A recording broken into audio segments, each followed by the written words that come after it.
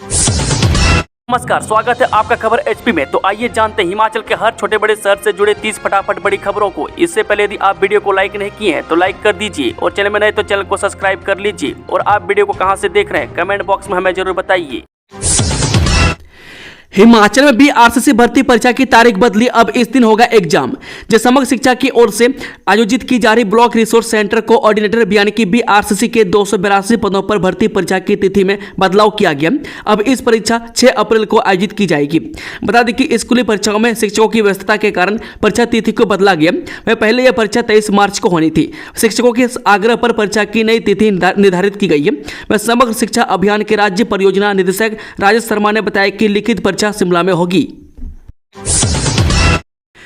पूर्व एमएलए बंबर ठाकुर पर गोली चलाने वाला दिल्ली से गिरफ्तार 4 शूटरों की हुई पहचान, उगले कई राज। जब बिलासपुर के पूर्व विधायक बंबर ठाकुर पर गोलियां चलाने के मामले में पुलिस को बड़ी सफलता हाथ लगी है। पुलिस ने 4 में से एक शूटर सागर पुत्र कुलदीप को दिल्ली के नजफगढ़ से गिरफ्तार कर लिया। वह हरियाणा के रोहतक जिले के रितौली का रहने वाला है। बता दें कि अपने किसी दोस्त के यहाँ छिपा हुआ था। वह सागर ने अभी तक पहचान में 9 आए 2 अन्य शूटरों के नाम भी पूछताछ में उगल दिए। वह भी रितौली के रहने वाले बताए जा रहे हैं। वह पुलिस ने उनके कई संभावित ठिकानों पर दबिश दी है। वह 2 दिनों तक सागर के माता पिता से लगातार पूछताछ करने के बाद पुलिस को उसका सुराग मिला।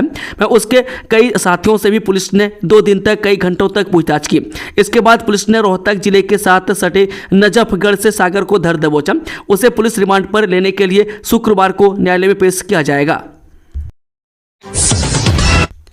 बीपीएल परिवारों के चयन के लिए मापदंड थे, इतनी आय वाले होंगे बाहर।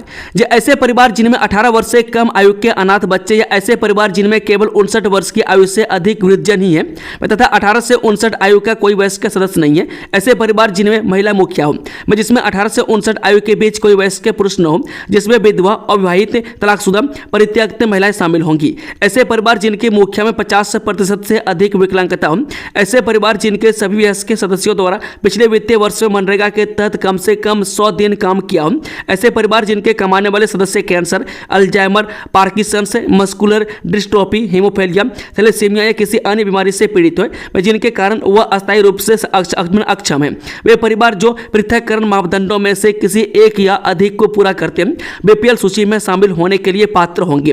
वहीं बीपीएल में मापदंड को पूरा करने वाले वे परिवार अपात्र होंगे अथवा हटाए जा सकेंगे जिनके पास रहने के लिए पक्का मकान है, जिनका कोई सदस्य आयकरदाता हो, जिनकी समस्त स्रोतों से अर्जित आय 50,000 से अधिक हो, कोई भी सदस्य सरकारी या अर्ध सरकारी या निजी नौकरी में हो। राज्य के 386 मिनी आंगनबाड़ी केंद्र नहीं होंगे बंद, नहीं जाएगी वर्कर्स की नौकरी। हिमाचल प्रदेश के 386 मिनी आंगनबाड़ी केंद्र बंद नहीं होंगे। वह केंद्र सरकार ने प्रदेश को इस मामले में राहत दी है। वह पहले केंद्र की ओर से प्रदेश को 31 मार्च 2025 तक इन केंद्रों को बंद करने के आदेश दिए गए थे और इन मिनी आंगनबाड़ी केंद्रों के लिए निर्धारित नियमों को पूरा करने को कहा गया था। वह साथ ही स्पष्ट किया था कि यदि ये केंद्र तय नियम और शर्तें पूरा नहीं करते हैं तो ऐसे में इन आंगनबाड़ी केंद्रों को बंद किया जाएगा। इसके बाद सरकार ने यह मामला केंद्र से उठाया और इन मिनी आंगनबाड़ी केंद्रों को खुला रखने का आग्रह किया था। अब केंद्र ने इस पर अपनी सहमति दे दी है। ऐसे में अब सरकार इन आंगनबाड़ी केंद्रों को यथावत रखने की योजना बना रही है।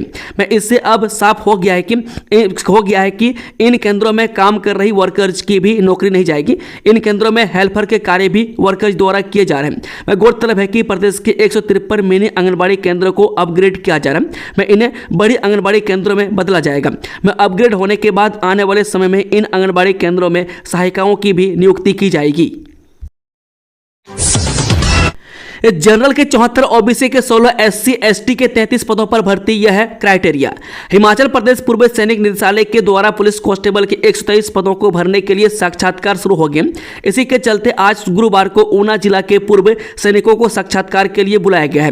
वह साक्षात्कार में पूर्व सैनिकों के दस्तावेजों की जाँच करने के बाद पूर्व सैनिकों का पैनल तैयार किया जाएगा, जिसके बाद चयनित पूर्व सैनिकों को सीनियोरिटी के आधार पर नियुक्ति किया जाएगा। बिजली बोर्ड के पेंशनरों ने मांगी सीबीआई जांच। जो बिजली बोर्ड पेंशनर्स फोरम के वरिष्ठ उपाध्यक्ष कुलदीप सिंह खरवाड़ ने स्वर्गीय विमल नेगी की मृत्यु के मामले में कहा कि राज्य विद्युत बोर्ड लिमिटेड के कर्मचारियों, अभियंता व पेंशनर्स ने गत वर्ष जनवरी माह में लगातार 11 दिन तक जिन अधिकारियों की कार्यशैली के खिलाफ बड़ा आंदोलन किया था, उन अधिकारियों की कार्यशैली कितनी दमनात्मक व तनाशाहीपूर्ण है, इस बात की पुष्टि विमल नेगी के साथ जो कुछ हुआ उससे हो जाती है।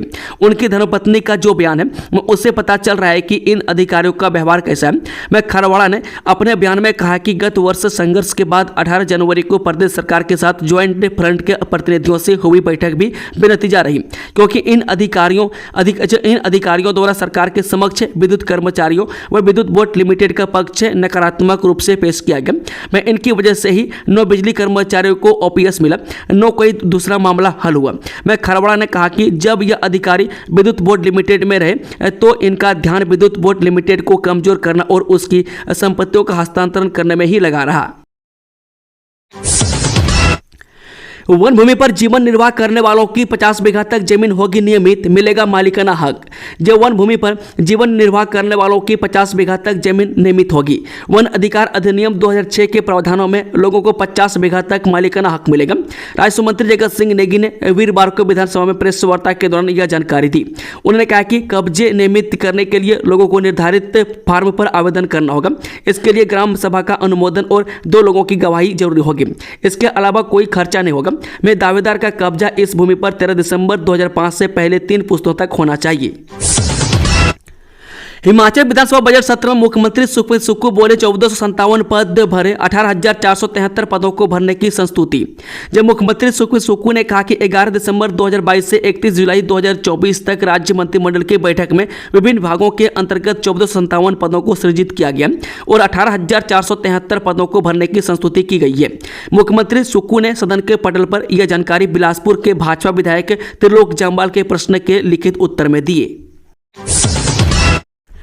29 मार्च को शनि अमावस्या पर सूर्य ग्रहण का दुर्लभ संयोग, गलती से भी ना करें यह काम, जाने पूरी जानकारी।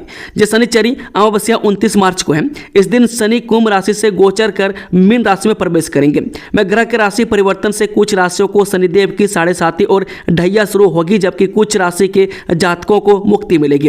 मैं ज्योतिषाचार्य प्रेम ने बताया कि राशि परिवर्तन से मेष, कुंभ, मीन, सिंह और धनु राशि पर नकारात्मक प्रभाव पड़ सकता है। इस दौरान शनिदेव जैसे ही मीन राशि में प्रवेश करेंगे वैसे ही मकर राशि के ऊपर से शनि की 7.5 का असर हट जाएगा। मैं शनि गोचर से मेष राशि वालों पर शनि की 7.5 शुरू हो जाएगी। मैं शनि गोचर से कुंभ राशि के जातकों पर शनि की 7.5 का तीसरा चरण, मीन राशि पर दूसरा चरण और मेष राशि वालों पर पहला चरण शुरू हो जाएगा। मैं शनि के गोचर से सिंह और धनु राशि वालों पर शनि का ढैया शुरू होगी। वहीं कर्क और वृश्चिक राशि के लोगों को ढैया से मुक्ति मिलेगी। मैं अभी शनि कुंभ राशि में बैठे। मैं शनि को कुंभ राशि का स्वामी माना जाता है, क्योंकि इसका प्रतिनिधित्व शनि स्वयं करता है। मैं 29 मार्च को शनि कुंभ राशि से मीन राशि में सुबह 11 बजे प्रवेश करेगा। इस दिन साल का पहला सूर्य ग्रहण भी लगने वाला है। मैं 29 मार्च को लगने वाला सूर्य ग्रहण भारत में नहीं दिखाई देगा। सीएम सुक्खू बोले बिना समय सीमा आवंटित विद्युत परियोजनाओं को वापस लेने के लिए लेंगे कानूनी राय। जब मुख्यमंत्री सुखबीर सुक्खू ने गुरुवार को अंतर्राष्ट्रीय बांध सुरक्षा सम्मेलन को संबोधित करते हुए कहा कि नदियों के जल के पर्याप्त दोहन से जल विद्युत उत्पादन की अपार क्षमताओं को देखते हुए हिमाचल प्रदेश पूरे विश्व में नवीकरणीय ऊर्जा दोहन का एक केंद्र बिंदु बनता जा रहा है। यह सम्मेलन 22 मार्च तक आयोजित किया जा रहा है। उन्होंने कहा कि प्रदेश के पास पानी ही एक मुख्य संसाधन है, जिससे प्रदेश की अर्थव्यवस्था को सुदृढ़ करने के प्रयास किए जाने चाहिए थे, लेकिन उसमें भी कहीं न कहीं हमारे साथ न्याय नहीं हुआ और हम पीछे रह गए। उन्होंने कहा कि विश्व में जल संसाधनों के दोहन का लाइसेंस सामान्यतः 35 से 40 वर्ष तक की अवधि के लिए दिया जाता है, लेकिन शुरू में हमारे जल संसाधनों को जल विद्युत परियोजनाएं लगाने के लिए हमेशा के लिए बिना समय सीमा दे दिया गया। अग्निवीर भर्ती में उत्तीर्ण उम्मीदवारों के लिए 21 मार्च से शुरू होगी प्री डॉक्यूमेंटेशन प्रक्रिया। जब भर्ती निदेशक सेना भर्ती कार्यालय मंडी कर्नल DS सामंत ने बताया है कि पड्डल ग्राउंड मंडी में मंडी, कुल्लू और लाहौल स्पीति जिलों के अभ्यर्थियों के लिए 18 से 23 नवंबर तक अग्निवीर सेना भर्ती रैली आयोजित की गई थी। मैं इसमें चयनित उम्मीदवारों की पूर्व दस्तावेजीकरण प्रक्रिया 21 मार्च से शुरू होगी। उन्होंने बताया कि Agniveer general duty, Agniveer technical और अग्निवीर ट्रेड्समैन में 373 उम्मीदवार चयनित हुए। उम्मीदवार अपना परिणाम ज्वाइंट इंडियन आर्मी की वेबसाइट पर लॉग इन कर देख सकते हैं और सेना भर्ती कार्यालय मंडी के सूचना पट पर भी देख सकते हैं। प्रतिभा सिंह बोली, जल्द घोषित होंगी जिला व ब्लॉक कांग्रेस कमेटियां, इन्हें मिलेगी तवज्जो। जब प्रदेश कांग्रेस अध्यक्ष पूर्व सांसद प्रतिभा सिंह ने पार्टी कार्यकर्ताओं से एकजुटता के साथ आगे बढ़ने का आह्वान करते हुए कहा कि उन्हें किसी भी प्रकार से हताश होने की जरूरत नहीं है। उन्होंने कहा कि मंडी जिले में पार्टी को हार का मुंह देखना पड़ा, जो बहुत ही दुखदायी है, पर उन्हें इससे सबक लेते हुए अब आगे बढ़ना है। उन्होंने कहा कि जल्द ही अब ग्राम पंचायतों व नगर निकायों के चुनाव होने, इसके लिए अभी से सभी को तैयार होना होगा। उन्होंने कहा कि वह चाहती है कि इन चुनावों में ऐसे कर्मठ नेताओं व कार्यकर्ताओं को आगे लाया जाए जिन्हें पार्टी में अभी तक कोई भी मौका या पद नहीं मिला। इसके लिए 13 मेरा 9 होकर जीत की क्षमता रखने वालों को आगे लाना होगा। वह प्रतिभा सिंह ने कहा कि जल्द ही प्रदेश कांग्रेस कमेटी सहित जिला व ब्लॉक कांग्रेस से कमेटियां घोषित होगी। उन्होंने कहा कि नई कार्यकारिणी में कर्मठ व जो पार्टी को समय दे पाए उन्हें पूरी तवज्जो दी जाएगी। ध्यान दें, नेरचौक से पंडो मार्ग पर होगी कटिंग व ब्लास्टिंग। 31 मार्च तक दिन में 2 घंटे बंद रहेगा मार्ग। जो नेरचौक से पंडो मार्ग 4 लेनिंग के लिए की जा रही कटिंग व ब्लास्टिंग के कारण कुछ चिन्हित स्थानों पर 31 मार्च तक दिन में 2 घंटे बंद रहेगा। वह उपायुक्त एवं अध्यक्ष जिला आपदा प्रबंधन प्राधिकरण मंडी अपूर्व देवगढ़ ने इस आशय के आदेश जारी करते हुए बताया कि परियोजना निदेशक राष्ट्रीय राजमार्ग PIU मंडी ने NH 21 के नेरचौक से पंडो खंड के 4 मील के हिस्से में फोर लेनिंग कार्य के लिए कटिंग व ब्लास्टिंग करने के लिए सड़क पर यातायात से सीमित अवधि के लिए बंद रखने का आग्रह किया था। उन्होंने बताया कि आम जनता और वाहनों की सुरक्षा को ध्यान में रखते हुए कटिंग और ब्लास्टिंग कार्य के दौरान 31 मार्च तक प्रतिदिन सुबह 11 बजे से दोपहर 12 बजे तक तथा दोपहर बाद 2 बजे से 3 बजे तक बंद करने के आदेश जारी किए गए। इस अवधि में निर्माण कंपनी द्वारा 4 मील के आसपास कार्य किया जाएगा। केंद्रीय वित्त मंत्री सीतारमण से मिले मुख्यमंत्री सुक्खू, जाने क्या हुई चर्चा। जी हां, मुख्यमंत्री सुखविंदर सुक्खू ने केंद्र सरकार से विश्व बैंक और ADB जैसी वैश्विक संस्थानों से बाह्य सहायता प्राप्त करने के लिए लगाई सीलिंग हटाने का आग्रह किया। वह वीरवार को मुख्यमंत्री ने दिल्ली में केंद्रीय वित्त मंत्री निर्मला सीतारमण के सामने यह मामला उठाया। मुख्यमंत्री बजट सत्र की बैठक छोड़ अधिकारियों के साथ शिमला से नई दिल्ली रवाना हुए और केंद्रीय वित्त मंत्री से मुलाकात की। उन्होंने कहा कि बंदिशों के चलते राज्य की वित्तीय स्थिति पर प्रतिकूल प्रभाव पड़ रहा है। वह कई योजनाएं रुकी है। केंद्र ने 1.5 साल पहले 3 वर्षों के लिए 3000 करोड़ रुपए का वित्त पोषण करवाने की सीलिंग लगाई है। कुल्लू में लारजी स्थित पिन पार्वती नदी में डूबे 2 छात्र नहाने उतरे थे, दोनों तलाशी जारी। जिला कुल्लू में वीरवार को नदी में नहाने उतरे ITI के 2 प्रशिक्षु डूब गए। हादसा लारजी के साथ लगते गांव बिहाली स्थित पावर हाउस के पास पिन पार्वती नदी में पेश आया। नदी के एक कोने में पानी की अधिक गहराई होने से दोनों विद्यार्थी डूब गए। वह ITI थलोड में अध्ययनरत थे और अन्य विद्यार्थियों के साथ लारजी में बिजली बोर्ड में ट्रेनिंग के लिए आए थे। पूर्व मंत्री वजीर केवल सिंह पठानिया का निधन ईमानदारी व सादगी की रहे मिसाल। जो सशस्त्र क्रांति के महानायक वीर शिरोमणि वजीर राम सिंह पठानिया के वंशज एवं पूर्व मंत्री केवल सिंह पठानिया का बुधवार देर रात निधन हो गया।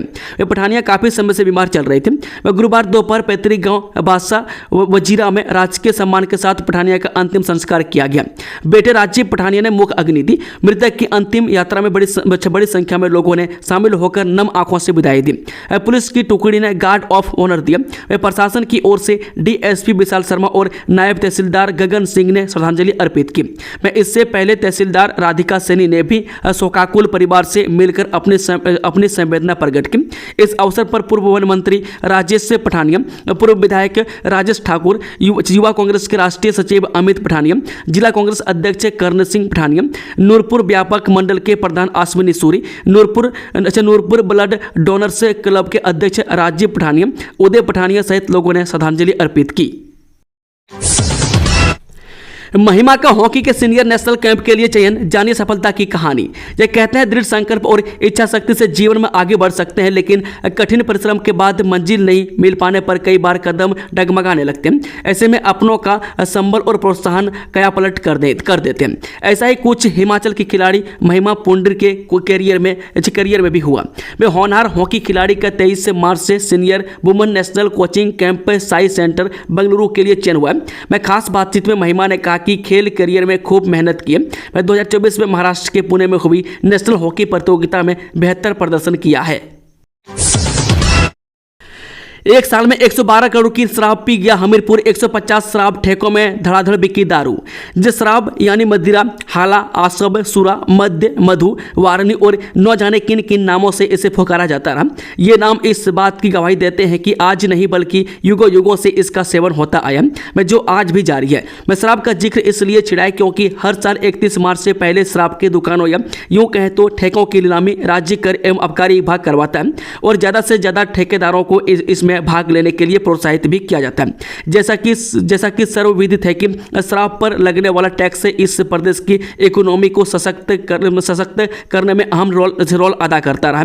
वैसे देखा जाए तो शराब के चाहवाना या यूं कहे कि कद्रदान भी कम नहीं है। इस बात का अंदाजा इसी बात से लगाया जा सकता है कि हर साल करोड़ों रुपये की शराब प्रदेश के लोग पी जाते हैं। मैं अकेले जिला हमीरपुर की ही बात करें तो पिछले वर्ष से 112 करोड़ 20 लाख 26,152 रुपये की शराब जिला के लोग पी गए। दरअसल बीते वर्ष से इतने करोड़ में जिला हमीरपुर की 5 यूनिट के 150 ठेके नीलाम हुए थे। चिट्टा तस्करी में 60 से अधिक सरकारी कर्मी का सामने आया नाम। हिमाचल प्रदेश में नशे के खिलाफ चल रही मुहिम के तहत बड़ा खुलासा हुआ है। प्रदेश सरकार के 60 से अधिक कर्मचारी और अधिकारी चिट्टा तस्करी में संलिप्त पाए गए। मुख्यमंत्री सुखविंदर सुक्खू ने बुधवार को विधानसभा में प्रश्नकाल के दौरान यह जानकारी दी। उन्होंने कहा कि अगले 6 महीने में इन सभी के खिलाफ कड़ी कार्रवाई की जाएगी। पंजाब में एचआरटीसी बसों को निशाना बनाए जाने से दहशत में ड्राइवर कंडक्टर, डर के साए में निभा रहे ड्यूटी, परिजनों में भी टेंशन। हिमाचल प्रदेश और पंजाब के कुछ लोगों के बीच होली उत्सव से पहले शुरू हुआ विवाद अब तक चल रहा है। ऐसे में पंजाब की ओर जा रही एचआरटीसी की बसें और अन्य वाहनों को कुछ उपद्रवी भी निशाना बना रहे हैं। मैं कई जगहों पर भिंडरावाले और खालिस्तानी समर्थन के पोस्टर भी एचआरटीसी बसों में चिपकाए जा रहे हैं। हालांकि इस विवाद के बीच सरकार भी इसका हल ढूंढ रही है, लेकिन आए दिन एचआरटीसी की बसों पर हमले की बात सुन अब चालकों में भी दहशत है। मैं इसके अलावा चालक व परिचालकों के अभिभावक भी अब चिंता में पड़ गए कि सरकारी नौकरी करने गए उनके बेटे की वहां क्या हालत होगी। विवादों में रहा है एचपीपीसीएल। पहले भी भ्रष्टाचार को लेकर पत्र हुआ वायरल, अब अधिकारियों को बचाने की हो रही कोशिश। Himachal Pradesh power corporation limited के चीफ इंजीनियर विमल नेगी की मौत का मामला लगातार तूल पकड़ रहा है। हिमाचल प्रदेश विधानसभा के अंदर विपक्ष ने भी इस मुद्दे को जोर शोर से उठाया। भाजपा विधायक सुधीर शर्मा ने आरोप लगाया है कि इस पूरे मामले में बड़े अधिकारी को बचाने की कोशिश हो रही है। धर्मशाला से बीजेपी विधायक सुधीर शर्मा ने कहा, पावर कॉर्पोरेशन की कार्यप्रणाली लंबे समय से सवालों के घेरे में रही है। अब एक बड़े और ईमानदार अधिकारी की मौत ने एक बार फिर सवाल खड़े कर दिए। इस पूरे मामले में निष्पक्ष जांच की जरूरत है। ऐसे में राज्य सरकार को यह जांच सीबीआई को सौंप देनी चाहिए। इस सदन में गूंजा विमल नेगी मौत मामला, नारेबाजी करते हुए विपक्ष ने किया वॉकआउट, सीबीआई जांच की मांग। एचपीपीसीएल के चीफ इंजीनियर विमल नेगी की मौत मामले में वीरवार को सदन में विपक्ष ने जमकर हंगामा किया। सदन की कार्यवाही शुरू होते ही विपक्ष की ओर से नियम 67 के तहत काम रोको प्रस्ताव लाया गया और चीफ इंजीनियर विमल नेगी की मौत मामले पर सदन में चर्चा करने की मांग की। मैं साथ ही सीबीआई जांच की मांग उठाई, लेकिन विधानसभा अध्यक्ष द्वारा इसकी अनुमति नहीं दी गई, जिसके बाद विपक्ष ने सदन में ही नारेबाजी शुरू कर दी और सदन से आउट कर बाहर आ गए।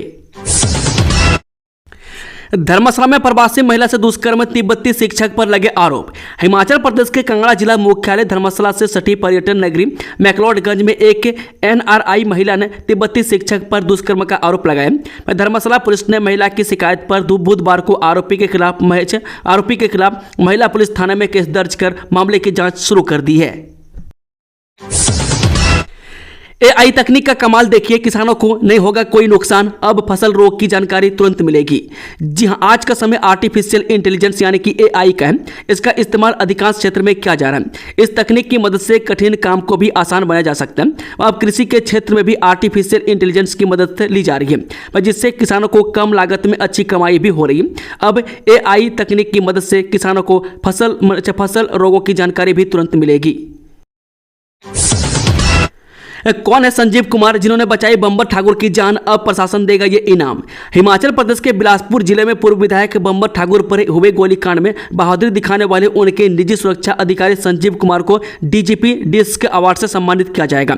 पुलिस महानिदेशक यानी कि डीजीपी ने बिलासपुर पुलिस से इस संबंध में प्रस्ताव मांगा है। संजीव कुमार ने अपनी जान की परवाह किए बिना पूर्व विधायक की सुरक्षा सुनिश्चित की थी, जिसे पुलिस विभाग ने अद्वितीय साहस मानते हुए उन्हें सम्मानित करने का निर्णय लिया है।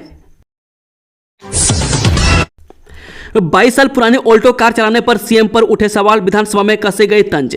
जी हिमाचल प्रदेश विधानसभा का बजट सत्र चल रहा है। सीएम सुक्खू विधानसभा में वित्त वर्ष 2025-26 का बजट पेश करने के लिए काफिले के साथ विधानसभा पहुंचे थे। मुख्यमंत्री बजट पेश करने के लिए अपनी ऑल्टो कार से खुद ड्राइव करके विधानसभा पहुंचे थे। मुख्यमंत्री लगातार तीसरी बार अपनी 22 साल पुरानी ऑल्टो कार में बजट पेश करने के लिए विधानसभा पहुंचे। ऐसे में एक बार फिर सीएम की सफेद रंग की ऑल्टो कार चर्चा का विषय बन गई। अब इस कार को लेकर सीएम विपक्षियों के निशाने पर आ गए हैं। हिमाचल में चिट्टा तस्करी के खिलाफ विधानसभा में एंटी ड्रग एक्ट लाएगी सुक्खू सरकार, अब तक चिट्टे से 38 युवाओं की हुई मौत। हिमाचल प्रदेश में बढ़ते चिट्टे के खिलाफ अब सरकार कड़ा रुख अपना रही है। प्रदेश में चिट्टा तस्करों के खिलाफ कार्रवाई करने के लिए सरकार एंटी ड्रग एक्ट लेकर आ रही है, जो इसी विधानसभा बजट सत्र के दौरान लाया जाएगा। इस एक्ट को लेकर आज कैबिनेट की बैठक में भी चर्चा हुई। यह जानकारी मुख्यमंत्री सुक्खू ने बुधवार को प्रश्नकाल के दौरान सदन में दी। सीएम सुक्खू ने कहा कि हिमाचल में चिट्टे की तस्करी में प्रदेश सरकार के 60 से ज्यादा कर्मचारी और अधिकारी संलिप्त पाए गए। ऐसे में चिट्टे की तस्करी में संलिप्त पाए गए इन अधिकारियों व कर्मचारियों के खिलाफ अगले 6 महीने में सरकार कड़ी कार्रवाई करेगी।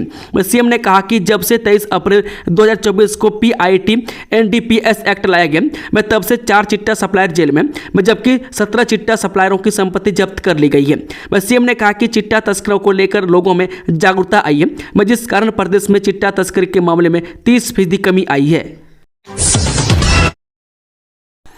किसानों ने किया विधानसभा का घेराव, सीएम सुक्खू बोले किसी भी सूरत में किसानों को उजड़ने नहीं देंगे।